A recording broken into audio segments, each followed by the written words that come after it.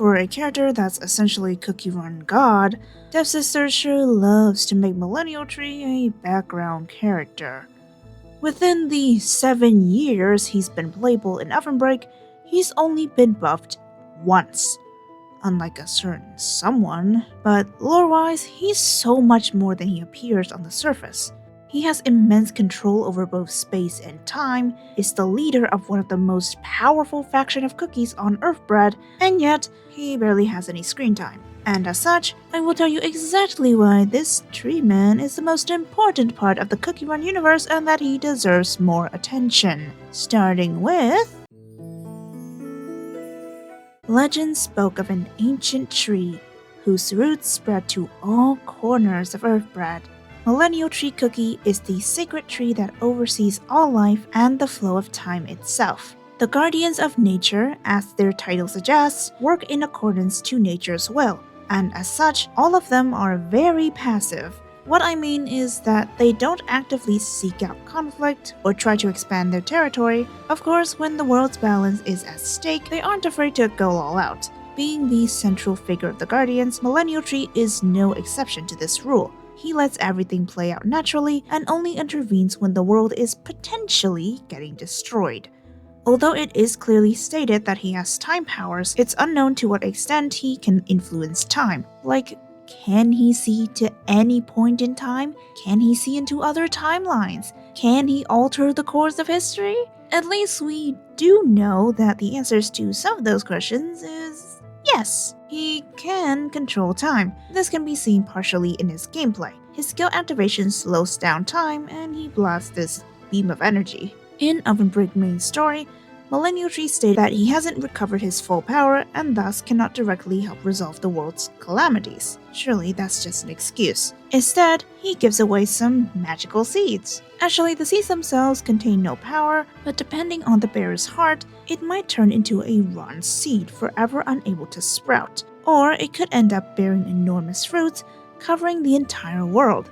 He seems rather confident about giving these out because, besides giving one to Gingerbrave, he also gave one to Dark Enchantress's minions, and another for Dark Choco when the two met. All this is right around the time when Longan Dragon was plotting the mass cookie extinction scheme. Something like that. The seed given to Gingerbrave sprouted to protect cookies from deadly dragon orbs. The seed given to Pomegranate, well, she threw it away since it served no purpose, but not before placing a curse on it. And the last seed given to Dark Choco just cracked. That seed cracking coincided with the birth of Dragon Eye Cookie. Dragon Eye Cookie was the result of Longan Dragon's deepest desires to destroy the world and their wish to have a successor who'd carry out this plan. Now, the wiki and the in-game story make this really confusing because Dragon Eye came out of a seed, and people still argue whether it's actually the seed given to Dark Choco. My interpretation is that Millennial Tree's seed has something to do with Dragon Eye's conception, given the orange text on the seed being highlighted. It's unlikely that Dragon Eye came from Dark Choco's seed that he had on him because the main characters were all confused when Dragon Eye showed up from somewhere far away from them. For the purpose of this video, we simply take away the fact that the magical seeds cracked in response to this ultimate desire to destroy the world actualizing, and also, the seed's presence in Longan Dragon's realm gave way to a life form. So, the seeds tell us at least partially what Millennial Tree can do. He can create life and predict calamities, aka something time powers. He can help restore nature in places where life is suffering. However, there are occasions where it is the cookies who helped him restore his strength. And in his own words, he has taught cookies to restore the land by their own strength and not having to rely on him.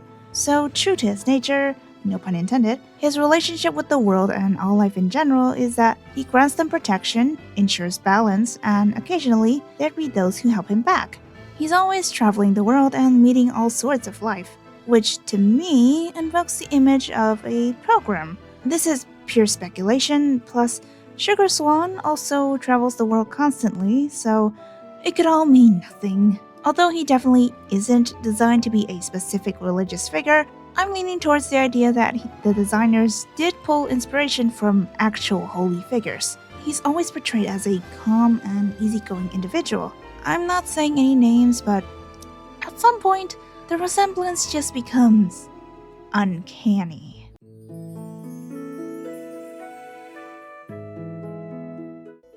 You can't have a god and not have worshippers. So, at some point, an entire city dedicated to Millennial Tree was built, which is home to the Churro Tribe. Generations of the Churro Tribe existed alongside Millennial Tree and acknowledged him as the divine tree who granted life to this world. The city is located within the Millennial Forest. When pomegranate cookie's scarlet poison affected the area, the entire city was put to sleep by the divine tree as a form of protection. As a result, the city was abandoned without anyone to maintain it. The city is overflowing with plants and contains many murals and statues dedicated to the divine tree, created by the Churro Tribe, though some have broken over time as they've left unmaintained. This is a set of murals that we know of, depicting the divine tree and his worshippers. In case it wasn't obvious, this is clearly based on the style of real-life Egyptian murals. Also, there's this mural that I doubt anyone remembers that depict 4 legendary pets alongside Millennial Tree: Magma Bird, Emerald Golem, Ocean Dragon, and Thunder Snow Yeti. The best I've got is that in the Grand Champions League, these 4 are used as mascots for 4 regions: Desert, Plains, Ocean, and Glacier. Maybe they represent 4 elements that are required for the world to be in balance? That does tie into the entire point of the Guardians. In any case, we are not sure. The city is also filled with traps to ward off any strangers wanting to desecrate the temple. There's this throne room that mostly serves ceremonial purposes. It is said that the presence and power of the sacred tree could be felt the strongest in this room. The Churro Tribe conduct rituals in front of the throne of the Sacred One for those who have passed trials and will become the warrior of the tribe. The cookie will kneel in front of the throne and get chocolate syrup painted across their head before given a gauntlet blessed with the power of nature. This cookie would take on the mantle of guardian and warrior of the temple. Unfortunately, when every cookie was put into a slumber, the city was left unattended, which meant many of the structures wore down and were covered in vegetation. The scarlet poison is the name of Pomegranate Cookie's attempt of corrupting Millennial Tree with darkness. Of course, that failed as the tree went into a magical slumber. So did everyone else in the city of Millennial Tree. The curse is even mentioned in Cookie Run Kingdom, though it hasn't been brought up in great detail. Scarlet poison is definitely a canon event from Millennial Tree, if anyone even get that reference. And he probably saw this coming from a mile away because 1. Time powers, and 2. He's super chill the second time he came face to face with Pomegranate and even joked about the incident. Sort of. Though Millennial Tree avoided the corruption, Wind Archer did not. Thankfully though, with the help of Churro and the Cookie Malls, every bit of darkness, corruption, and pomegranate seeds that invaded the city of Millennial Tree were taken care of. The Churro Tribe's people woke up and everything went back to normal. There was one time when the Millennial Beast seemed to be affected by something similar to scarlet poison. The Millennial Beast is the condensed, pure energy of the forest taking the form of a deer. For millennia, the Millennial Beast safeguarded life within the Millennial Forest. Basically, a forest guardian spirit. The story doesn't outright confirm what happened to it, all we know is that it went on a rampage and started attacking cookies. Though, this does look an awful lot like Pomegranate's magic to me. And it happened in the forest where Pomegranate placed the scarlet poison? Pretty suspicious. Anyway, Millennial Tree purified the bees with relative ease. So, he could easily dispel this sort of corruption, just not when it's an entire city or forest? Okay, got it. There are at least 2 cookies that have very close ties to Millennial Tree, the first being Sugar Swan. From their story, it seems like the 2 hold similarly great authority, as Sugar Swan was the one who brought sweetness to the world, and is overall responsible for most life on the continent.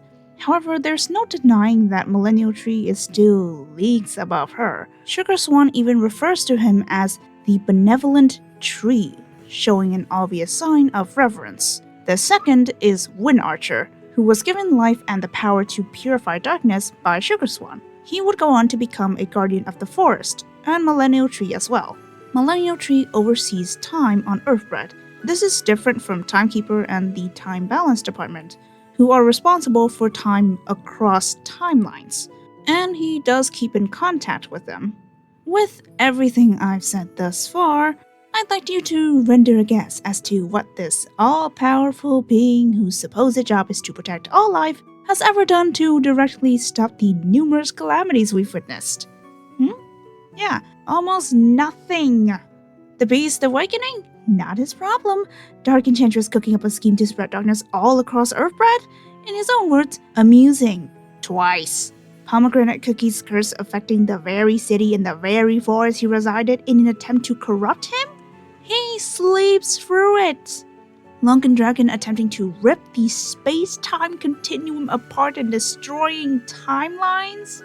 Okay, he put together a backup barrier at the Veil border of time because he's not participating in the fight. Bro, I get that he's supposed to be letting nature run its course, but I bet you the other cookies in the know were sweating bullets every time he chooses to sit on the sidelines. Either that or they just got used to it after thousands of years. But to give him the benefit of the doubt, if he were to take part in any of the world-ending events we've seen, then what could he even realistically do better than what's actually done? Blast them with his time beam or something? Biden, blast! If the good outcome doesn't require his participation, why bother? Remember, time powers. Also, there is actually a legit explanation for his inaction. Millennial Tree originally was just a tree on Earthbread. He sees his duty as only an overseer and tries his best to not intervene with fate, even when he could see the outcome. He only revealed himself and took on a cookie form because he had to. Darkness infecting life across the continent, time growing more unpredictable, and malicious factions popping up left and right pushed him to do more than just being a passive bystander. I think by the time he has to step up directly and actually use his powers lethally, you know the world is ending. So, as much as I hate to say it, I think it'd be best to pray that he would never have to use his powers for the world's sake. It's a bit of a shame that the Guardians, who are supposed to be the strongest cookie force in all of Earthbread, are just so underrepresented or just brushed aside. Though they are supposed to be passive, we know that they are very capable and can pull off insane feats when the world needs them the most. Now, the real question is, who can actually stand up against him? Hypothetically. There are a few contenders. Nope. Nuh-uh. In your dreams. Okay, now that's just unfair. And if you're confused, the reason is simple. These guys are cookies. These are dragons. These guys are hundreds of thousands and potentially millions of years old, while they aren't. This is a Millennial Tree video, so I'll explain further once I do the dragons. Again. And if you think I'm glazing him, please, it's not even an exaggeration. Timekeeper once begrudged Millennial Tree because he has more powers than her. For context, Timekeeper can travel through timelines. Not one timeline, but multiple timelines, and look into any point in time at ease. At a snap of a finger, she can bring back civilizations, reshape an entire world, or even revert a cookie to mere atoms. Mystic Flower who? Among other maniacal things. So, imagine what Millennial Tree is capable of that puts a literal time god to shame. If this video feels like a massive rant, then you're not wrong. I have been a little frustrated at people who undermines literally any of the Guardians. Oh, but of course, I'm not a stuck-up who disregards every criticism ever. Feel free to leave a comment and dissect this video as much as you wish. It's more than welcome. Regardless, I hope you've enjoyed and that you've learned something new. Check out my channel for more cookie run, and I'll see y'all later. Bye bye!